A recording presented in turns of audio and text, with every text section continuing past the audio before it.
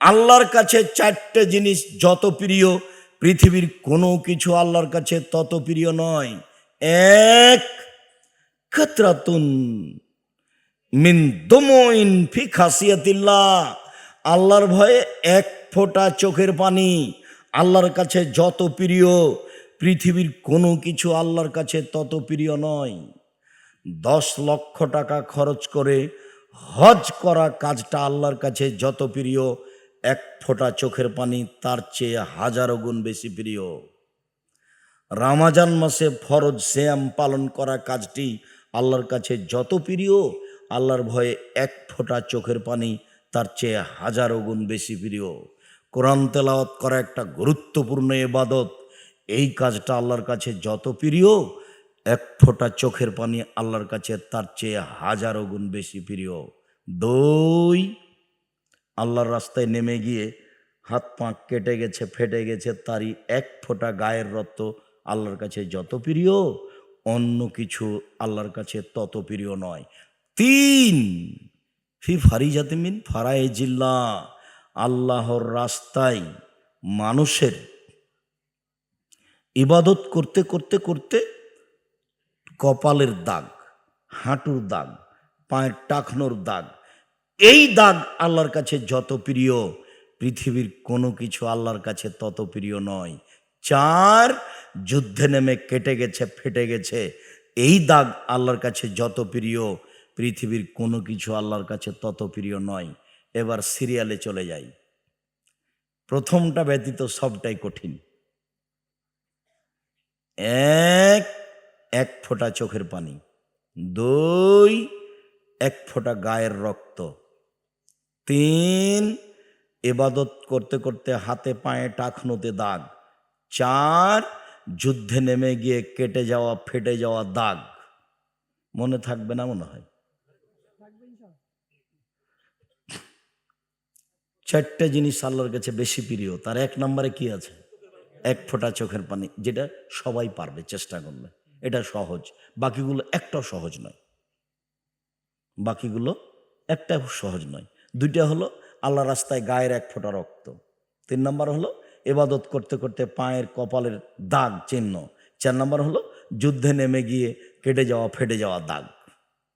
সম্মানিত দিনী ভাই বোন, আমরা কাছাকাছি চলে আসি। রাসূল সাল্লাল্লাহু আলাইহি ওয়াসাল্লাম বলেন, আনাস রাদিয়াল্লাহু তাআলা আনহু বলেন, খাতাবা রাসূলুল্লাহ সাল্লাল্লাহু আলাইহি ওয়াসাল্লাম খুতবাতান মা সামিতো মিসলা কাত্ত, আল্লাহর নবী একদা বক্তব্য দিলেন, এমন বক্তব্য জীবনে কোনোদিন শুনিনি, অবাক বক্তব্য দিলেন।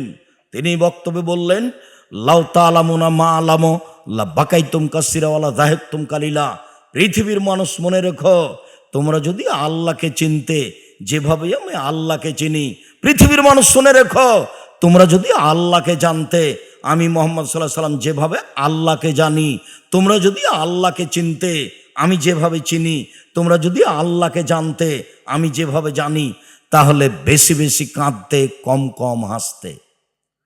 কই, আমরা তো কাদার সময় বুঝে পাই না, শুধু খালি হাসতে আছে, দিন রাত অট্ট হাসি। কখনো একবার আলাজিভা পর্যন্ত দেখা যায়, আর দিন রাত মজাক আর হইচই আর হাসি। আর যদি বিরোধী দলের লোক আটকা পড়ে, জেলে যায়, তাহলে ঠিক হয়েছে, ঠিক হয়েছে। আবার কেহ কহিয়ে করে গরু জবাই করে। গরু জবাই করাটা আমার চোখের সামনের ঘটনা। গরু জবাই করাটা আমার চোখের সামনের ঘটনা। ইমান কি জিনিস? মানুষ ইমান খুঁজে পায় না, খালি মুখস্থ করেছে যে ইমান। ইমান এমন একটা জিনিস যা দিয়ে পাপকে ঠেকানো যায়। ইমান যত বেশি হবে পাপ তত কম হবে, ইমান যত কম হবে পাপ তত বেশি হবে। বোরখা গায়ে ঠিকই আছে, ইমান কম আছে, এই জন্য প্রেম প্রীতির গল্প চলে বোরখা পরেও। তাহাজ্জুদ পড়ার পরেও প্রেম প্রীতির গল্প চলে, মুখে জর্দা থাকে। কেন? ইমান কম আছে, ইবাদত ঠিকই আছে, ইবাদত ঠিকই আছে। কয়েকবার হজ আছে, প্রতি বছর উমরা আছে, তারপরে সুন্দর করে দাড়ি চাঁচা আছে। তাহলে বোঝা যাচ্ছে যে ইমান দিয়ে এগুলো ঠেকানো যায়। আল্লাহ হায়াউ মিনাল ঈমান অল ঈমান ফিল জান্নাহ। লজ্জাই হচ্ছে ঈমান, ঈমানই হচ্ছে জান্নাত। লজ্জাই হচ্ছে ঈমান, ঈমানই হচ্ছে জান্নাত। লজ্জাই হচ্ছে ঈমান, ঈমানই হচ্ছে জান্নাত। ঈমান দিয়ে সব কিছু ঠেকাতে হবে। যখন ঠেকাতে পারছে না, তখন বুঝতে হবে আমার ভিতরে ঈমানের ঘাটতি। ঈমান যত বেশি হবে, পাপ তত কম হবে। ঈমান যত কম হবে, পাপ তত বেশি হবে। অথচ ঠিকই সব কিছু করছে, হজ করছে, ওমরা করছে, দাড়ি আছে, মাথায় পাগড়ি আছে, আপনার সব কিছু করছে, দিন ধর্মের কথা বলছে, আবার পাপ ঠিকই চালু আছে। তাহলে ঈমানের ঘাটতি। সম্মানিত দিনী ভাই বোন, রাসূল সাল্লাল্লাহু আলাইহি সাল্লাম বলেন, আল্লাহ তাআলা বলেন, আল্লাহে লাজমাও খাউফাইনে ওয়া আমনাইনে আলা আবদিন। একটা মানুষের মধ্যে আমি ভয় এবং নিরাপত্তা একসাথে একত্রিত করব না। ভয় এবং নিরাপত্তা একসাথে একত্রিত করব না। এই যা খাফানি, কোনো মানুষ যদি আমাকে দুনিয়াতে ভয় করে, আমান তহফিল আখেরা, পরকালে আমি তাকে নিরাপত্তা দিব। অমেন আমেনানি ফিদ দুনিয়া, কেউ যদি দুনিয়াতে নিরাপদ থাকে, আমাকে একটুকু হিসাব না করে, আখাপ তহফিল আখেরা, আমি তাকে পরকালে বিপদে ফেলে দিব। রাসূল সাল্লাল্লাহু আলাইহি সাল্লাম বলেন, মনে রেখো, রাতে আল্লাহর কাছে কান্নাকাটি করা একটা ভিন্ন ধরনের ইবাদত। এ দিয়ে সবচেয়ে দামি জিনিস পাওয়া যায় আল্লাহর, আর আল্লাহর সবচেয়ে দামি জিনিস হলো জান্নাত। আবু মালিক আশারী রাদিয়াল্লাহু তাআলা আনহু বলেন, জান্নাতে কতগুলি ঘর রয়েছে, এত উন্নত মানের, বাহির থেকে ভিতর দেখা যায়, ভিতর থেকে বাহির দেখা যায়, খালি টক টক টক টক টক করছে, ঝকঝক করছে। সাহাবীগণ বললেন, লেমান হাজেহি, এত দামি ঘর কে পাবে? তখন আল্লাহ রাসূল বললেন, এক, যার চাল চলন ভালো সে পাবে। দুই, যে ফকির মিসকিনকে খেতে দেয় সে পাবে। তিন, যে নিয়মিত নফল রোজা সিয়াম থাকে সে পাবে। চার, যে আল্লাহর ভয়ে রাতে সালাত আদায় করে, কান্নাকাটি করে, সে পাবে। সম্মানিত দিনী ভাই বোন, আপনাকে আমি আল্লাহর ভয়ে দিন কাটানোর আন্তরিকভাবে অনুরোধ জানিয়ে চারটে জিনিস বলে যাচ্ছি। এক, 5 ওয়াক্ত সালাত, কোনোদিন তার সাথে আপোষ করবেন না, যে কোনো মূল্যে। ভিন্ন ধরনের ইবাদত সালাত, কোনো প্রকার সমস্যা মানে না। অন্যান্য ফরজ ইবাদত সমস্যা মানে, যেমন রোজা। রমজান চলে এসেছে, আপনি অসুস্থ, করিয়েন না, পরে করেন, এই যে মেনে নিল। যেমন হজ ফরজ, এবছর করিয়েন না, সামনে বছর করেন, সমস্যা নেই। যেমন জাকাত 10 দিন আগে দেন, 10 দিন পরে দেন, দিলেই হলো। কিন্তু সলাৎ এমন একটা ইবাদত, কোনো সমস্যা মানে না।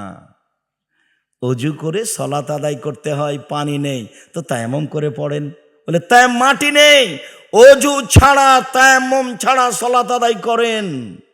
কেবলার দিকে মুখ করে সলাত আদায় করতে হয়, কেবলা বোঝা যায় না, কেবলা ছাড়াই সলাত আদায় করেন। দাঁড়িয়ে সলাত আদায় করতে হয়, দাঁড়িয়ে থাকা যায় না, বসে থেকে করেন। বসে থাকা যায় না, শুয়ে থেকে করেন। পরিষ্কার কাপড় পরে সলাত আদায় করতে হয়, পরিষ্কার কাপড় নেই, যেই কাপড়ে পেশাব পায়খানা লেগে আছে সেই কাপড় পরেই সলাত আদায় করেন। পরিষ্কার অপরিষ্কার কোনো কাপড়ই নাই, উলঙ্গ অবস্থায় আছেন, এই উলঙ্গ অবস্থাতে আপনাকে সলাত আদায় করতে হবে। তার নাম সলাত, তার নাম নামাজ। মার্কিন সৈন্য যে দেশে ঢোকে, সে দেশের মুসলিম মহিলাদেরকে উলঙ্গ অবস্থায় সামনে হাঁটতে বাধ্য করে। এই সময়ে যদি নামাজের টাইম হয়ে যায়, তাহলে মুসলিম মহিলাকে মার্কিন সৈন্যের সামনে উলঙ্গ অবস্থাতেই নামাজ পড়তে হবে, পড়তেই হবে। অবাক, রাস্তায় গাড়িতে আছেন, ঠেল মানে না, শিকল ধরে আছেন, নামাজের টাইম পার হয়ে যাচ্ছে, এই শিকল ধরা অবস্থায় আপনাকে নামাজ পড়তে হবে।